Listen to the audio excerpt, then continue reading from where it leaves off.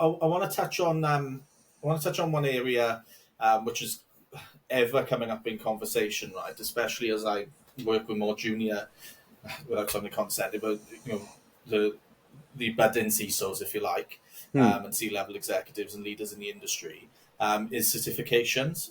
Certifications are a debate in itself, right, in terms of their value and how much competency they prove. But then the requirement for them, if you want to add metrics to a CV and applications and how to stand out and things like that, there's certain ones that are recognised that HR will quickly ChatGPT on the top 50 or on the top 10 that someone should have at this level back in 2021. But no, in terms of certifications and things like that, what's your view on that, right? And how have you embraced or not embraced them, and rationale behind that? I mean, I will stress that these are my views. Please don't attack me on LinkedIn or try and come at me. I mean, certifications are good. I wouldn't say shied away from them. I went through, for example, the boot camp for CISSP, but for me personally, I struggle with taking exams. Whatever that could be, just how I consume knowledge, how I do.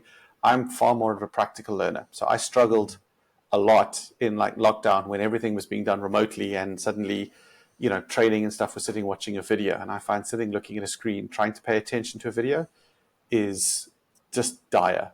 Throughout my career, I was hands-on. I was learning while I was doing. I was there. I used to joke, never afraid to read the manual and sort of say to the customer, see how good our customer manual is. Look, I'm following it and it's all working. But when it gets to things like CCNA, for example, I sat the exam. I think the pass was 80. I got 75. I'm like, it's close enough. I'm never going to have to do subnetting in my head. I'm not going to be working with Cisco kit, for example. So, I know enough of the theory behind networking and the OSI model and stuff to be dangerous, but I'm not going into that specific role. And CISSP as well. Certain domains, obviously, I absolutely crush. The SIM type of domain.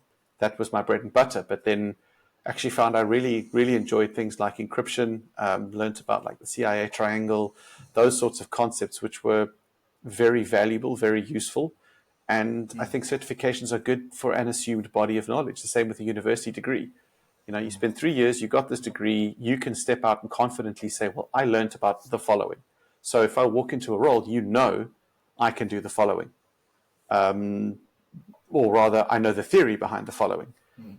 Do you know enough to then be dangerous from a CISSP point of view or a CISM? Or, it's I think also since exploded, there's now so many different bodies and different certifications you can get, and they all have slightly different requirements, slightly different CPDs, etc. So, how do you keep going with that continuous development, CDP, so development points? How do you keep going with that? How do you keep the certification up? Is it worthwhile getting one over another? Is it no longer relevant? So, if something really interests you and it's required for a role, absolutely go get the certification. If you want to find out more about something, go and get it. But I think the knowledge that is available in terms of almost tribal knowledge from YouTube, from blogs, from communities such as, I joined Hack South, or there's CISO Alliances. I don't know if you've heard of them, but those sorts of things where you can actually learn from people and learn how things are being done.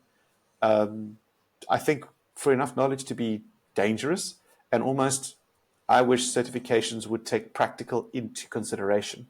So, for example, I should get at least 60% on a CISSP because I've worked at a SIM vendor and an endpoint vendor, and I know, 6 of the 8 domains or whatever the case may be. I've lived and breathed that life, so I should be pretty good at it. The danger there is, of course, just because I worked there doesn't mean I was any good. So, it's a fine line, and I don't discount it. But for me personally, I went through a stage of, I wish I had some extra letters. I wish, I was there. Nowadays, I'm not that fussed by it. However, I still think they command a level of respect, certain ones. A PhD, for example, I'm going to listen to what you have to say because you spent years of your life researching this, versus something else that's like, well, you just sat and watched 6 hours worth of videos and clicked a multiple choice test. Does that make you an expert now? Does that just mean you had some spare time to sit and watch the video? So, make of it what you will. I realize that's maybe a bit of a non-answer, but I've never felt that not having certifications help held me back from anything. Yeah, no, this is. I just feel it's interesting, right? Because we're in the heat of relaunching the CIO alliances, and without going into that argument of cybersecurity reporting into IT, right? I know that sort of fun stuff, right? But I see the journey of the CIO quite similar. The journey of the CISO quite similar to the CIO over the 11 years that I've worked in the industry on the fringes. But the CIO commanding and demanding a voice in the organisation, digital transformation, obviously catering and servicing the entire organisation. And it's interesting. You could go into a room of CIOs and ask them what certifications they've done or have, and it's minimal. I mean, there'll be local associations, etc., and certified authorities and things like that. But I do feel there's a commercial focus on the certifications a little bit. They ain't cheap. In terms of running them, you said about the choice people have. Some people haven't got that choice, and then it sets them back. But I always think any level of learning theory does it prove competency, and or does doing the certification gain competency? I don't know. I don't know. It is a fine line. I think it helps having theory and conceptualizing what it is, but the other side of it, then I've got a personal friend who I've played cricket with since I was 10. And I never knew what he did for a job. We just always got on, and we were at one of my old teammates' funeral not so long ago. So I was like, "Oh, Stu, what do you actually do, mate? I've never actually." He said, I work in something called cybersecurity. I was like, "All right." So funny enough, it's a new field, isn't it? Yeah. Yeah, never heard of it before. No, so I obviously just related, what we're trying to do with the alliances and things like that. And he said, "Oh no, I head of cloud security for Johnson & Johnson Global." I was like, "Oh wow!" And it's at that point, I don't know if you recall, I think you were in the group at that point. We were having a bit of a discussion about certifications. And I said, "What's your thoughts on it?" He said, "I've done them all. Never paid for the exam. Never paid for the cert. Just done it to benchmark against. I'm the only person in my team without CISP, and my new CISO is like, do it, and I'm point blank refusing because I don't need to prove that I can do it because I've been working in the industry for 20 odd years." I mean, it doesn't. Similar to how I feel, but I think for someone sort of breaking in nowadays, also bearing in mind 15, 20 years ago, nothing existed. I mean, our generation was born analog and has now matured into digital. If I look at the next generation, they're born into digital. So certifications, and certainly it become more part of the curriculum. It'll be, assumed that you need to know this. The internet was never designed with security in mind. It was designed to keep computers connected. It wasn't designed for social media, for e-commerce, for any of that kind of stuff. So we've had to sort of adapt as we go.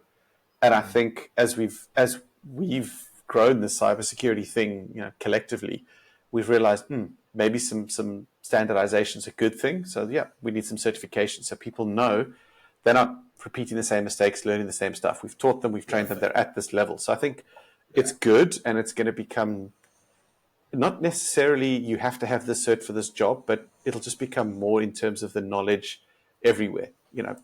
User awareness, don't click on phishing links type of thing. That used to be quite specialized. Now it's everybody. Security is everyone's problem in the organization, in the industry. Everybody has email. Everybody's a risk. Everybody's a vulnerability type of thing. So as our thinking changes, so I think the awareness and training just automatically is given to the wider people. It's not, hey, listen, you have to have a system to be in cybersecurity type of thing. It's always that risk of being a barrier, though, isn't it? In some cases, for people, as you mentioned, not everyone exams well, and it can restrict, but there we go. It's a conversation that will continue, no doubt. But there we go.